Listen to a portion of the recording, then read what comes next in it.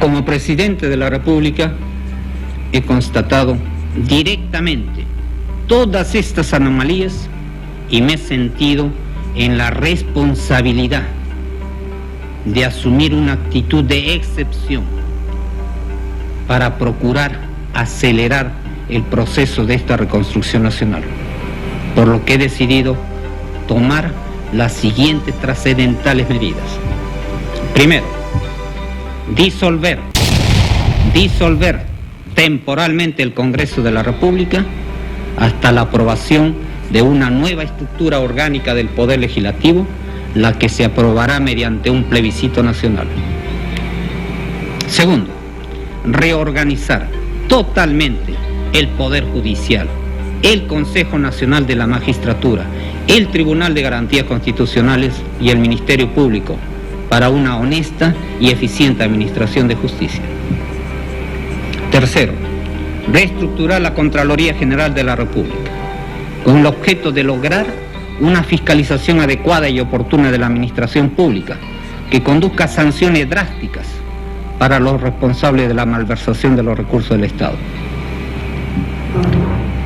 Reitero que como ciudadano elegido por las grandes mayorías nacionales, solo me anima el deseo de lograr la prosperidad y la grandeza de la nación peruana.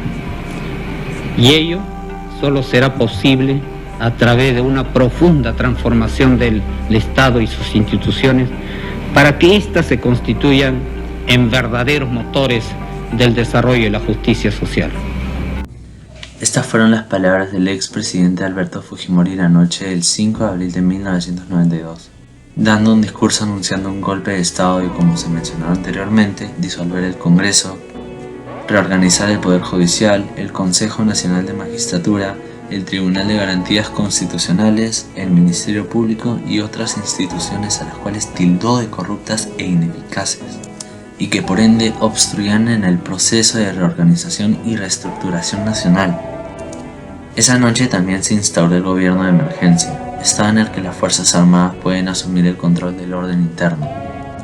Ahora, probablemente una parte del Perú se dividió preguntándose, ¿por qué lo hizo? El porqué de sus acciones tienen dos puntos de vista, el de Fujimori y el que nosotros entendemos. Para el exmandatario, tales medidas serían el inicio de la solución de los graves problemas por los que estaba pasando el país en ese entonces, como la profunda crisis económica latente que había dejado el anterior gobierno, encabezado por Alan García, junto al constante avance de la violencia por parte de Sendero Luminoso, y también para recuperar su gobernabilidad. Por otra parte, nosotros sabemos que la única finalidad e intención era perpetrarse en el poder de manera ilegal, creando así un gobierno por medio de la fuerza, lo que tuvo como consecuencia la incursión arbitraria de los principales estamentos del Estado. Después de haber mencionado el porqué, ahora toca preguntarnos, ¿cómo?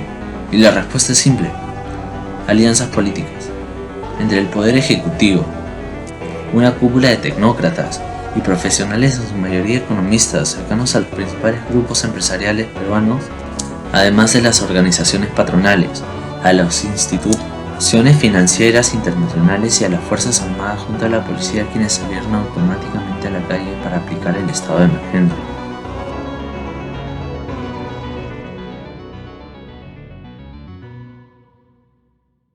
Son las 12:30 de la noche. El Congreso está rodeado por los tanques por la decisión del presidente Fujimori de cerrar el Congreso. A esta hora nadie sabe cuáles serán las consecuencias de esta decisión. Arrestos y allanamientos. El arresto domiciliario consiste en la restricción de la libertad durante un tiempo determinado y se cumple en el domicilio del condenado o en aquel que señale el tribunal. Un ejemplo sería el senador Felipe Osterling, que fue impedido de ejercer sus funciones e incluso fue golpeado por los policías que lo restringían el ingreso al legislativo del Perú. El diputado Roberto Ramírez del Villar, el presidente de la Cámara de Diputados, fue arrestado y cesado de sus funciones legislativas y murió en mayo de 1995. El diputado Aurelio Loret de Mola, durante sus años en el Congreso, llegó a ocupar la segunda vicepresidencia de la Cámara de Diputados en el año legislativo de 1991 y 1992. Un golpe de Estado donde el presidente, abandonando sus obligaciones y su respeto por la Constitución, ha pasado por encima de ella y con el apoyo de las Fuerzas Armadas, o por lo menos de sus jefes, se ha apoderado del Estado, ha clausurado el Congreso, ha decretado detención domiciliaria al presidente del Senado y a mí, ha tomado preso a mi primer vicepresidente, el señor Barrera Bazán. La censura de los medios de comunicación. Entre los diversos ejemplos que existen, vamos a destacar los siguientes, como fueron la toma del edificio de la República, con lo cual querían maquillar lo que ocurría realmente en el ex gobierno peruano, la creación de Diario Chicha, con la intención de desinformar a las personas, el cual fue un medio muy vendido, el secuestro del periodista Gustavo Gorriti, quien se encargaba de investigar a Vladimiro Montesinos. Este fue un periodista muy conocido, sin embargo fue secuestrado y los datos que él almacenaba en su ordenador fueron tomados por el gobierno. Y finalmente la compra del dueño del Canal 5, así como de otras transmisoras, con la intención de transmitir noticias a favor del gobierno para ocultar lo que realmente era. Y el Canal 2, quien supuso esto, lamentablemente sufrió un atentado por parte de Sendero Luminoso. Está censurada la prensa. Ni siquiera los cables de las agencias del mundo. Los cables de la agencia de la U, de la Gran Press, ¿no? Está censurada. ¿Y saben cuáles son las consecuencias de este golpe de Estado? Privatizaciones. La privatización se conoce en economía como la transferencia o traspaso de una empresa o actividad que estaba en manos del Estado o sector público al sector privado. Entre comillas podemos decir que está bien, ya que crean riquezas mientras no haya corrupción. Pero Fujimori vendió estas empresas, las cuales son Luz del Sur, Edelnor, Egenor, Edesel, Enapú, Petromar, Sedapal, BBVA, Entel, Petroperú, Aeroperú, Solgas y entre muchos otros. Gracias a esto hubieron despidos masivos y de ahí nacieron los comerciantes informales.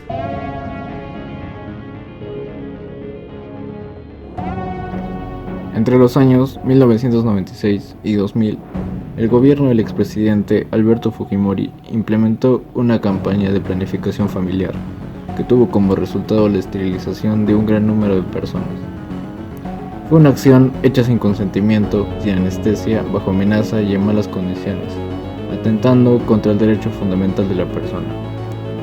Según el ministerio, fueron un total de 346.219 mujeres y 24.535 hombres los que fueron afectados por las esterilizaciones, que posteriormente crearon un debate entre personas a favor y en contra de dicha acción. Otra de las consecuencias de ese autogolpe de Estado fue la creación de la Constitución Política del Perú de 1993.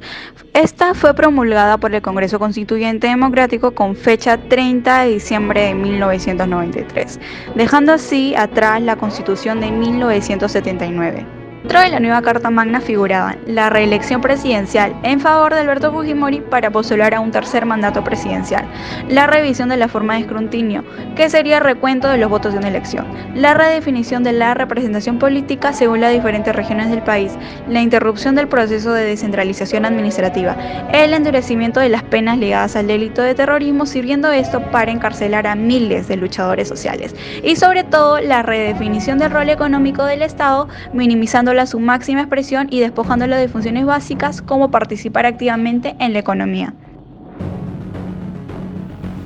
Un sondeo realizado en Lima el 7 de abril de 1992 dio como resultado que el 71% de los encuestados aprobaba la disolución del Congreso Nacional, el 89% la reestructuración del Poder Judicial.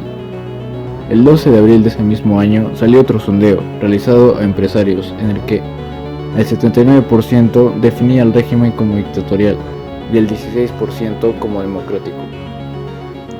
Años más tarde, en marzo del 2012, una encuesta realizada por Ipsos para el periódico El Comercio reveló que el 47% de los encuestados considera que el autogolpe fue necesario, mientras que el 38% señaló que fue una medida innecesaria.